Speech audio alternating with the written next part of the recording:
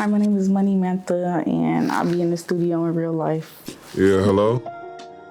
Yeah, I can't talk right now. I'm in the studio. Okay, so where are you from? I was born in Long Beach, raised in Bellflower. I honestly claim both. You claim both? Yeah. What part of, is that in California? What part of the country is that in? Yeah, that's a part of Los Angeles County. Got you. So Los Angeles County is big as shit. Yeah. Big as shit. It's like close to Compton. What else is right there? Downey, Lakewood. Got you. So kind of like somewhere off the like 710 type area? Yeah, definitely. Okay. What was it like growing up in LA County? I mean, I had a lot of different experiences here. I feel like I don't think I would want to grow up anywhere else, though. You know, I loved it, honestly. It's a lot of culture here, a lot of stuff to learn, a lot of stuff to indulge in and get into. So, Gotcha. Good stuff or bad stuff? both, honestly. Just whatever you choose. I feel it. Okay. So how long have you been making music?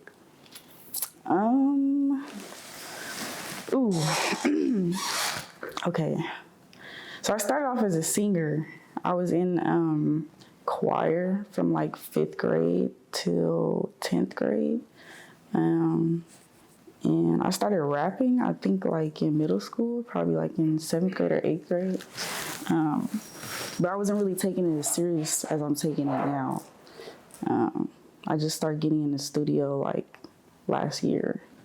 I dropped a song like 4 years ago, and that was my first time in the studio.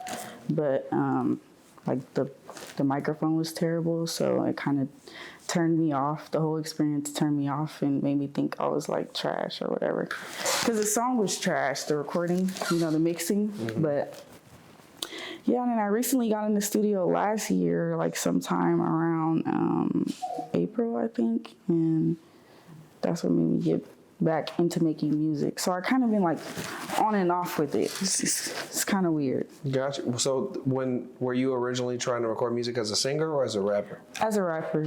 Gotcha. So you've never been in the studio as a singer? No, just in choir. Gotcha. Yeah, Would you ever get in the studio and sing? I've considered it. Okay. Soon, probably soon. Okay, we finna hear the vocals. Okay. Some harmonizing or something. There we go. Okay, so you said the first experience wasn't that great. Could you describe why it wasn't that great for me? Well, they were unorganized.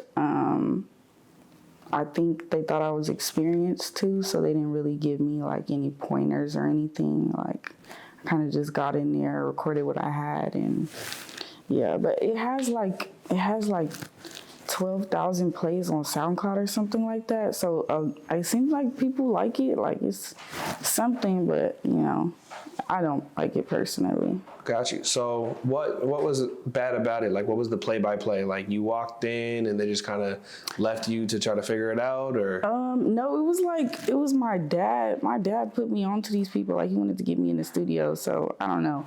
My dad was kind of leading the whole thing, not really with the recording, but yeah, they wasn't really telling me anything. And then I think because their mic was messed up too, like the whole experience was just terrible.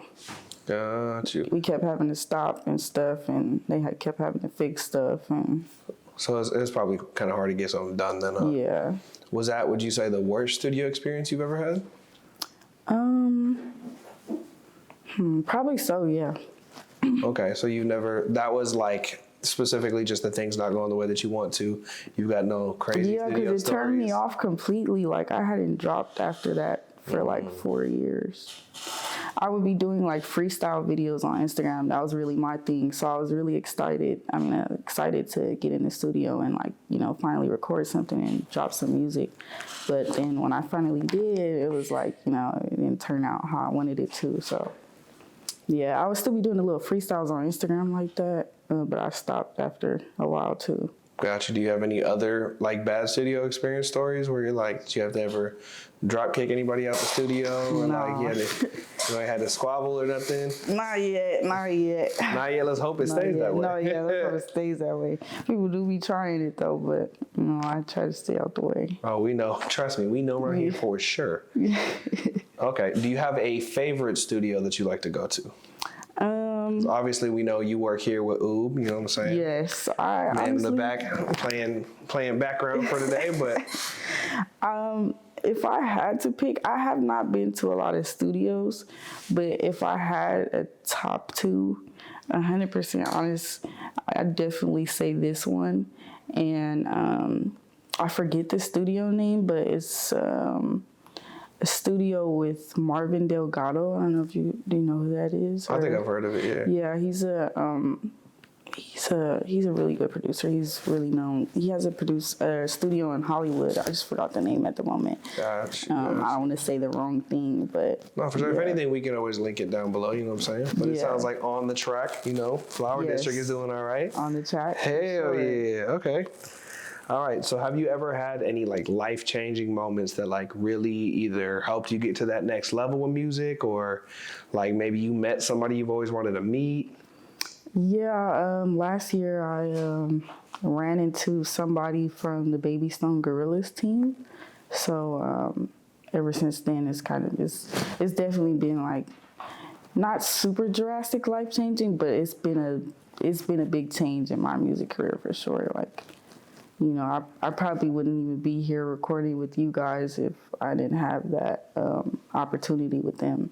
Because I think, Oob met me off of the video I did with them. Funnel cake, I got that sticky icky. I only crave huns, baby, I ain't really picky. I Jack Daniel, I ain't talking about no whiskey. 2 phones, baby, cause this shit I'm doing risky.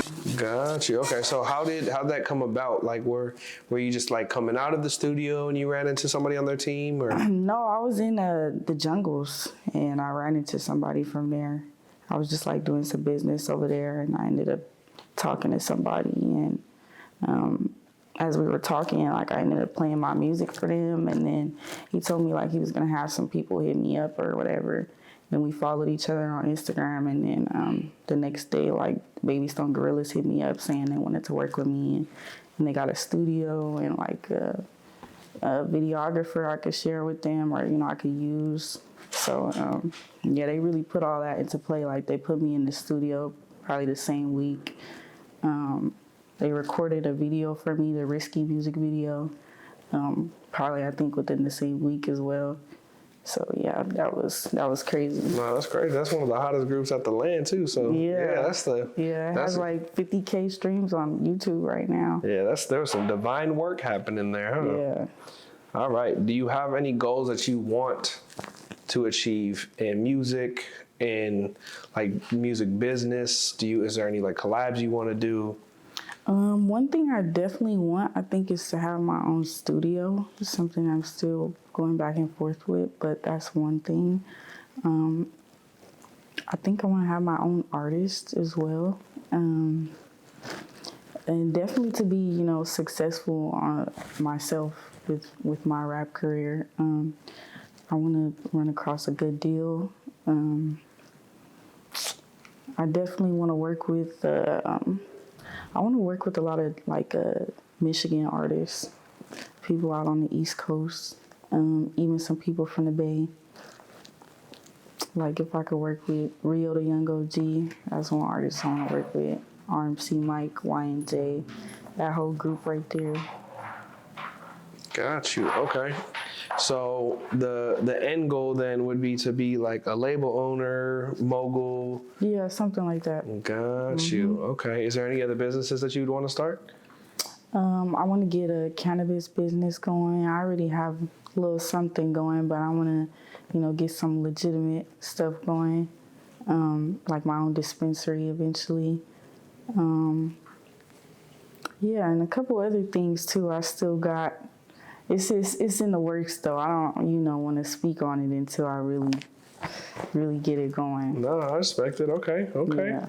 So, what can we expect coming from you, project-wise? Do we got any music videos, any projects, any Any hidden music that we haven't heard yet? I do have some unreleased songs I gotta put out there. Like I got something coming with India's Only. That's a Indian artist from Compton. He's popping out here. I got some more music coming with the Baby Stones. I haven't got to put out yet. Yeah, and then I got a tape coming with Ooh. That's gonna be my most recent one. That's gonna be, I feel like it's gonna be hard. It's gonna be hard for sure, but it's gonna really reveal like my flow and my sound. Like it's gonna really display that well. Yeah, I'm excited to release that. Absolutely, and we've definitely been bumping it around here. I can't lie. We hope to hear the finished versions of those very soon. Yes. All right. Do you have anybody you want to shout out? Anybody that's shown love? Anybody that kind of put you on, put you in position? Definitely the Baby Stone Gorillas. Shout out to the Baby Stone Gorillas and the whole team. Everybody that was working with me, especially heavily last year, helped me put out my projects. Big Sad, Heen Beezy, everybody that put me on a feature. Shout out to Oob for sure for putting in late nights with me, helping me develop my sound. Red in the Building and Maestro, and 2 producers I work with as well that be up with me late night, helping me develop my sound as well. So yeah, shout out to all of them. I love all of them. But do we got any family members? Anybody that just shows support? Shit, not really. I mean, no. Shout out to my son. That's my boy. But yeah. Bet, okay. It's MoneyMantha. You can find me on YouTube, SoundCloud, Spotify. I'm everywhere. Apple Music.